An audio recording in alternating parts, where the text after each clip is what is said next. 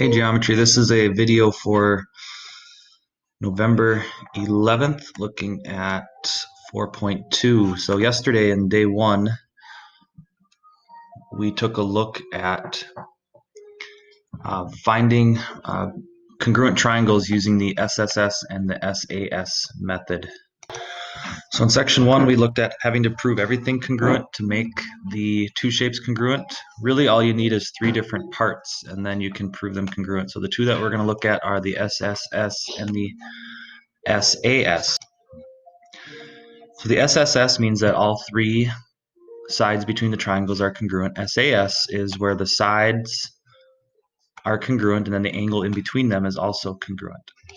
So if we look at this first one, something we can prove without markings is vertical angles are congruent. So that's congruent, that's congruent. So I have an S here, A, and an S, and then here I have an S, A, and an S. So these would be congruent by side angle side.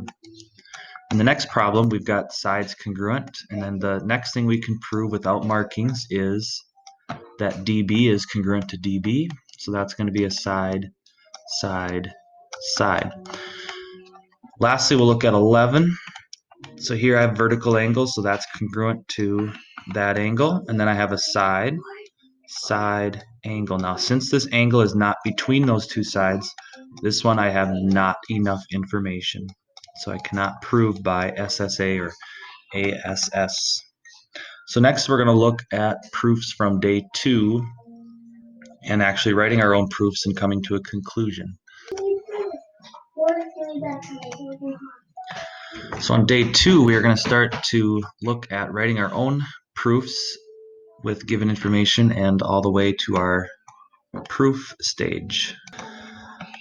So remember, on the left side of our proofs is our statements, and then on the right side is our reasoning. So we're always going to start with the given information. So my first step is going to be to write out this information up here that was given to me, and then my reason is going to be given. So my first step will always be to reproduce the statement that they gave me, and then give me the reasoning will be given. Then I would, if I had to mark any of those, which they're already marked in this case, we know that these two sides are congruent, these two sides are congruent. So we need to figure out either another angle or another side to use SSS or SAS.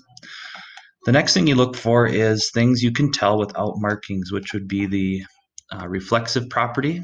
So if there's triangles that share a side, like this MK, that's what we are going to look for next.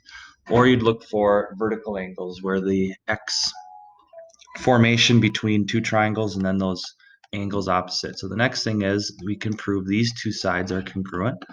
MK is congruent to MK because of reflexive.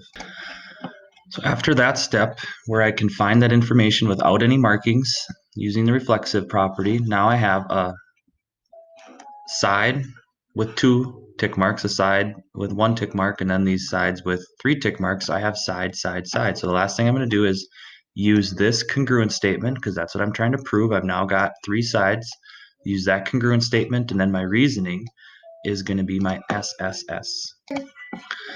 So there we have our proof completed, and sometimes you'll see a little box down here. Some people write QED, which is a Latin phrase for the proof is completed.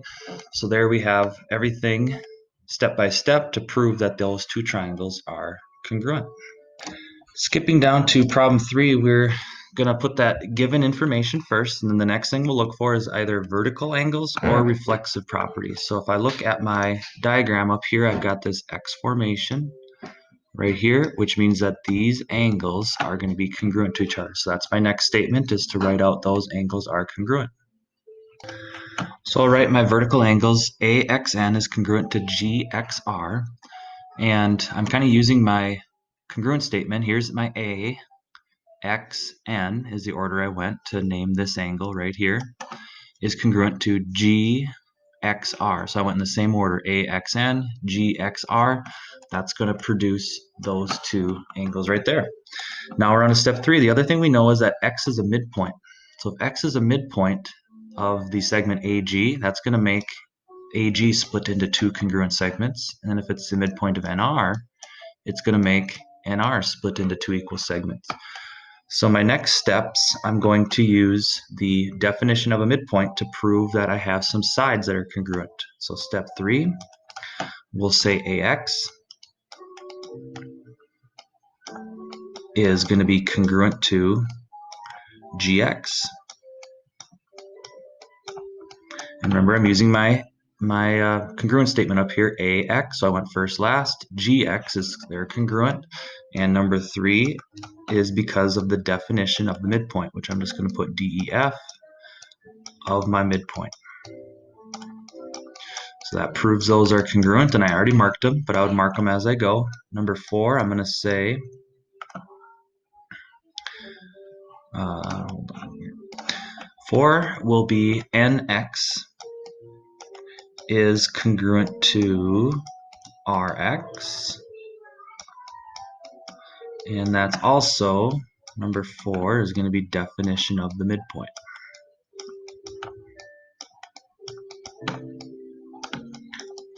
Because I have that midpoint in the given, now I can start to use it to prove that I have some sides that are equal. Now we start to take a look at our two triangles. I've got a side here, I've got an angle in between, and I've got a side. Over here I've got a side, angle in between, and I've got a side. So lastly, I'll use the congruent statement up here where it says prove. I'll put the congruent statement, and then my reasoning is SAS. So there would be my finished proof. And that last step, again, I'm just using this congruent statement up here to prove my two triangles are congruent, and then I did SAS to get those congruent to each other. So when we start getting to quizzes, tests, this would be a 5-point proof because I got 1, 2, 3, 4, 5 total steps to complete the proof. And there would be our proof. And at the end, we can put a little box here saying it's complete. QED, done. There we go. So number 5, I'll set up my proof by first putting the given information. Now number 2, I'm looking for vertical angles or reflexives. So here I have a reflexive line. So I'm going to mark this with 2 tick marks because I've already got the 1 tick mark right there. And that's going to be FK is congruent to FK by reflexive. So far I've got 2 sides between the triangles congruent, so I do need one more thing, either another side or an angle in between.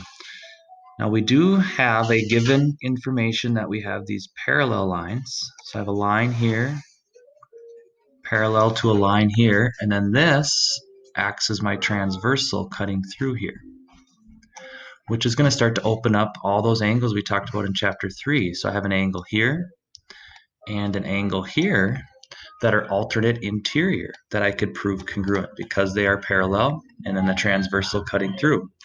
So I'm going to say angle LKF is congruent to angle GFK.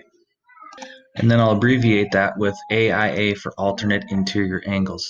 Now again, I'm using the congruent statement. If I said LKF, that's the order I went, LKF, so middle, first letter, last letter. I'm going to go GFK. So I'm using that congruent statement to kind of help me write those angles.